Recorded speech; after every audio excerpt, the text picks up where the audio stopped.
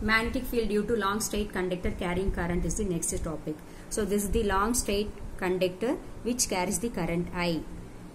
So when the conductor carrying the current, the magnetic field is going to be produced around it, and at the point P we are going to determine the magnetic field. The point P is at the distance A from the point of the conductor O, and to determine the magnetic field at point P, I am going to consider the small length element dl of the conductor, because it is an infinitely long current carrying conductor. For easifying the derivation, we have considered a small length element dl, and at the point A, and length element is at the distance L from O. The line joining vector, the length element, and P is R vector, and it makes an angle theta, and if it is theta, remaining angle is going to be pi minus theta. So the total angle is going to be pi. One part of the angle is theta means, and the remaining part is going to be pi minus theta. The point M and N of the conductor are making angle with the point P, so that can be named as, at N this is pi 1, at M this is pi 2. And now I am going to use the Biot-Savart law. dB vector is equal to mu naught divided by 4 pi I dl sin theta by r square, and this is the expression for the Biot-Savart law. Magnetic field is directly proportional to the current, and directly proportional to the magnitude of the length element, and directly proportional to the angle between dl and r, and inversely proportional to the square of the distance between the point we have considered. And so in this expression, mu naught by 4 pi and I is the constant, we have to calculate what is the dl and r square. To find dl first, I am going to construct the right angle triangle PAO. So this is the diagram already we have drawn. So the shaded part is going to be the right angle triangle PAO. So in the right angle triangle PAO, pi minus theta, tan pi minus theta is going to be, generally what is the formula for tan theta? Tan theta is equal to opposite by adjacent. Here opposite of the angle is A, adjacent is L. So in the derivation we are in need of L, isn't it? dl. So L is equal to A divided by tan pi minus theta is minus tan theta. So this can be written as L is equal to minus A cot theta. And we have to find the dl. Cot theta must be differentiated. So cot theta, when it is differentiated, the formula is cot theta is equal to minus cosecant square theta. That's why minus A minus cosecant square theta is going to get the value of plus. So A cosecant square theta d theta is dl.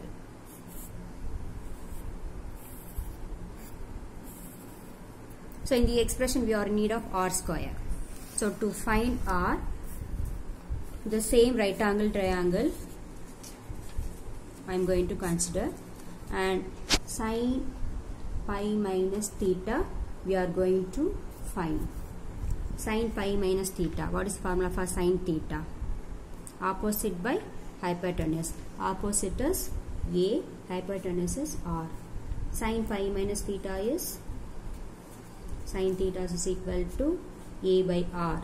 We are in need of R, so R is equal to A by sin theta. 1 by sin theta is cosecant theta. So R is equal to A into cosecant theta is R.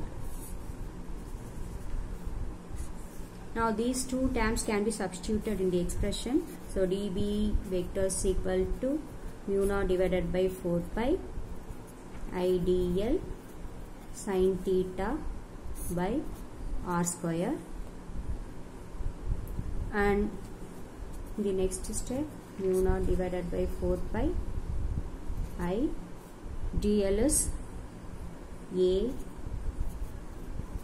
cosecant square theta d theta and sin theta by R square is A square cosecant square theta. The common terms A and A, cosecant square theta, cosecant square theta. Remaining term dB is equal to mu naught I divided by 4 pi sin theta d theta and A. And to find B, so this is the magnetic induction which is produced by the small length element at point P. So to find the magnetic field because of this whole length of the magnetic wire, this dB must be integrated. So integration of dB is going to give the value of magnetic induction B.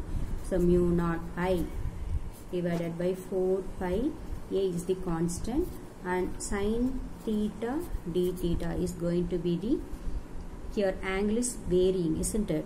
So in the diagram I have to give the suitable angle here. Just imagine when the length is still more extended. So it's an infinite long current carrying conductor. So at the infinite length, the pi 1 going to get the value of 0 and pi 2 is going to get the value of 180 because the point P, the line from the point B is going to be parallel at the infinite length at point M. That's why here the limits are pi 1 to pi 2 and pi 1 is going to get the value of 0 and pi 2 is going to get the value of 180 degree. 0 degree and 180 degree. So if the above equation is integrated, at the left hand side integration of dB is B is equal to mu naught I divided by 4 pi A. Integration of sin theta is minus cos theta and the limits are pi 1 equal to 0, pi 2 is equal to 180. So mu naught I divided by 4 pi A. Now the upper limit is pi 2, isn't it? So minus pi 2 and minus of minus cos pi 1. So mu naught I 4 pi A. So this will become plus, isn't it? So I can rewrite this cos pi 1 minus cos pi 2.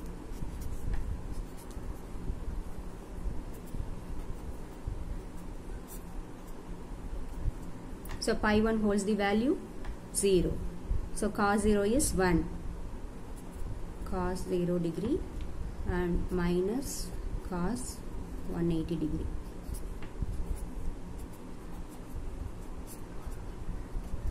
Cos 0 is 1.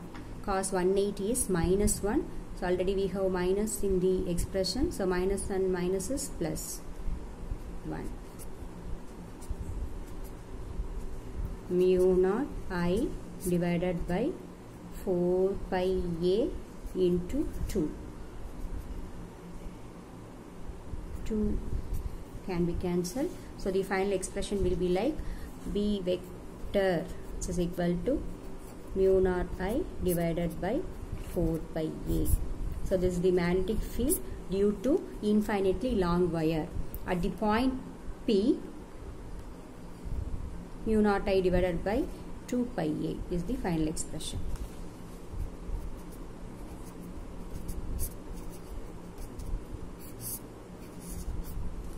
So at the point P, the magnetic field is going to be inward. The direction of the current is reversed and the magnetic field will be outward of the paper.